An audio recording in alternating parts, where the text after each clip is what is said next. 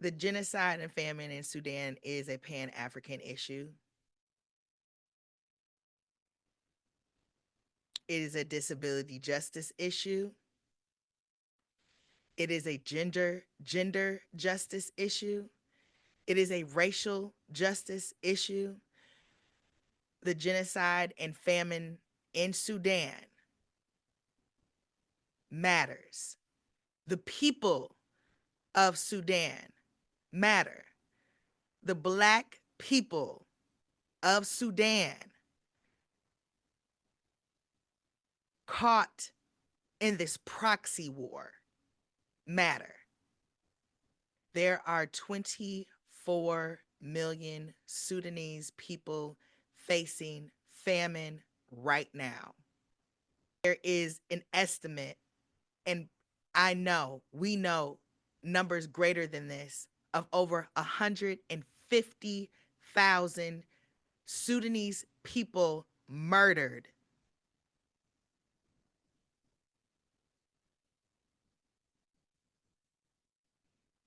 The genocide in Sudan has been happening for over 700 days.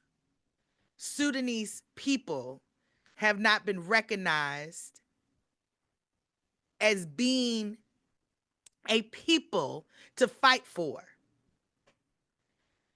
to sound the alarm, to ask the questions, why is Sudan so valuable,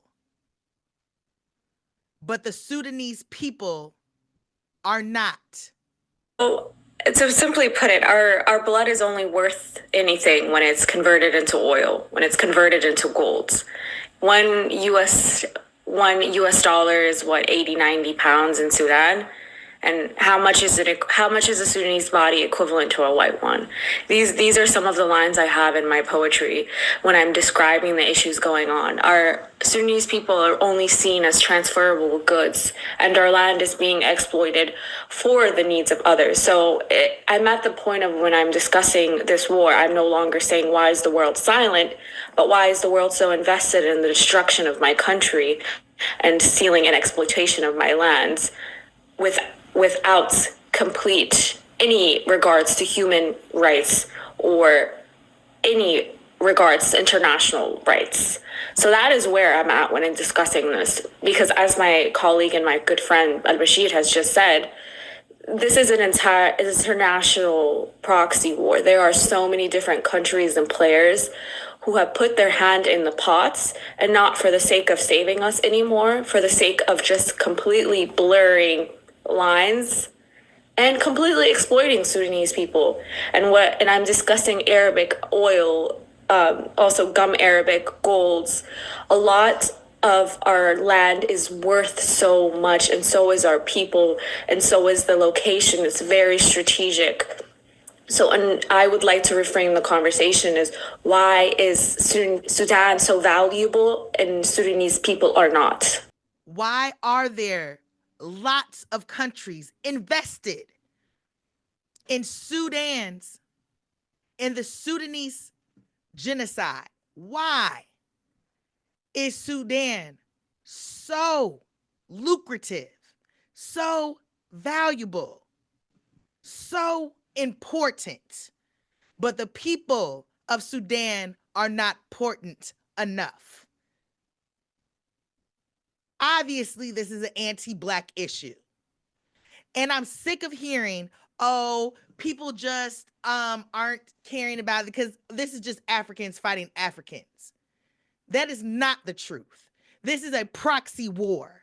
A proxy war means that this is not a civil war. It's a proxy war because the US, the Emirates, the Bulgarians.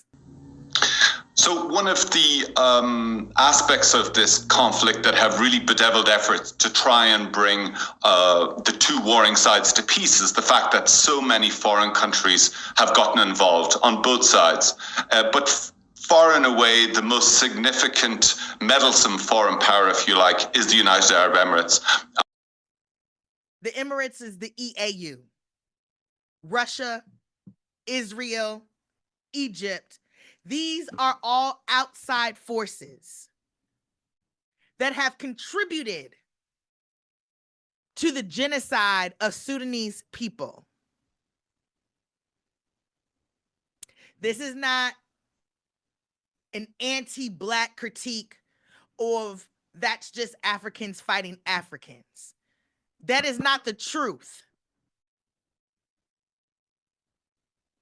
Sudan is valuable. The land is valuable because of oil and gold. This is a video by Al Jazeera that gives a very brief, succinct version of why Sudan is in the conflict that it is in now, why the Sudanese people are being genocided right now.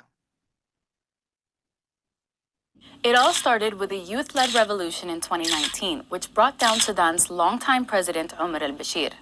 A transitional civilian government was then put in place, but 2 years later, that was overthrown by the military. Tensions began rising between Sudan's top two generals, Abdel Fattah al-Burhan and Mohammed Hamdan Dagalo, over plans to merge forces. And things came to a head on April 15, 2023, when fighting erupted in the capital. Since then, both sides have been battling for control over territories across the country.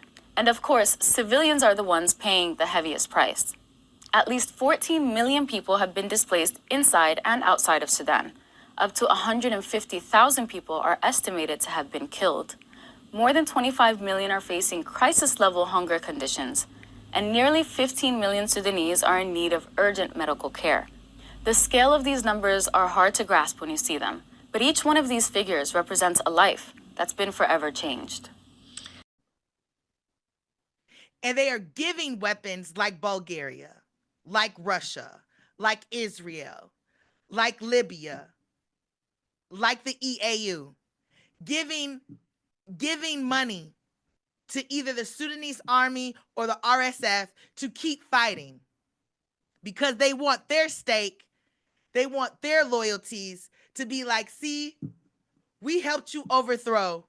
We gave you these things. Country with immense natural resources, not just gold, but it also has immense agricultural potential. A lot of agricultural land along the Nile that is coveted or desirable to many Gulf countries that are facing a future where their own food security could be in doubt. But it's also a very strategic place. It has a long coastline along the Red Sea. And there are many countries that are jostling in the hope, including Russia, that hope that they may at some point be able to set up a port along that. Why is Sudan so valuable, but the Sudanese people are not? Discussing this war, I'm no longer saying why is the world silent, but why is the world so invested in the destruction of my country and stealing and exploitation of my lands without complete any regards to human rights or any regards to international rights. Is that the Sudanese government has officially declared the UAE an aggressor state and cut off all diplomatic ties with the country. And that's it. If you want to keep up to date about what's happening in Sudan, you can follow me or anybody on this non-exhaustive list right here. If you have it in your heart and wallet to support the people going through immense suffering in Sudan with whatever you can, please consider contributing to Basmat Wasl, one of the very many local organizations doing incredible work on the ground. If you go to the clickable thing under my name, it will take you right to where you need to go and drop your coin. Keep eyes on Sudan.